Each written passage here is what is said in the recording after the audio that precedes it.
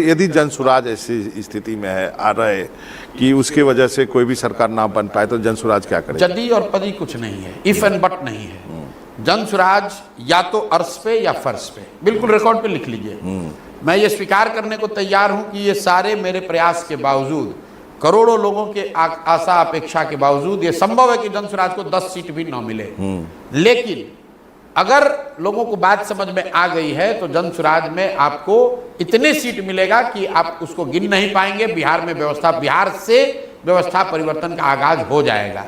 तो हम लोग बीच में नहीं मरेंगे, तो वो स्थिति आएगी नहीं। अगर मान लीजिए फिर भी आप कहेंगे नहीं, अगर आ गई तो न चुनाव से पहले गठबंधन न चुनाव के बाद गठबंधन। हम लोग यहाँ एमएलए बनने, मंत्री बनने नहीं आए हैं। तो इसका मतलब एक बात आप समझ लीजिए कि हम लोग यहाँ एमएलए बनने नहीं आए हैं। हम एमएलए का चुनाव लड़ेंगे नहीं लड़ेंगे तय नहीं है।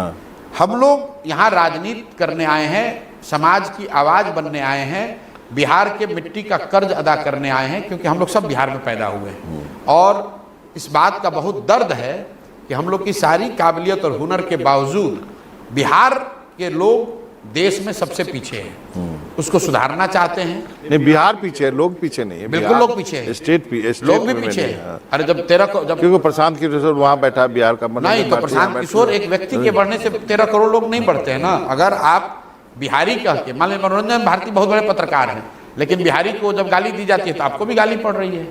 जब महाराष्ट्र में लोग थप्पड़ मार रहे हैं तो आपको भी थप्पड़ लग रहा है, प्रशांत किशोर को भी लग रहा है, कोई बिहार से आईएएस है उसको भी लग रहा है, जो बिहार से मजदूर है उसको भी लग रहा है। क्योंकि वो मनोरंजन भारती को गाली नहीं दे रहा है, प्रशांत किशोर को गाली नहीं दे रहा है, किसी जाति विशेष को गाली नहीं दे रहा है, वो बिहारी को गाली दे रहा है। तो इसका मतलब मैं एक उदाहरण देता हूँ, वो हो गया।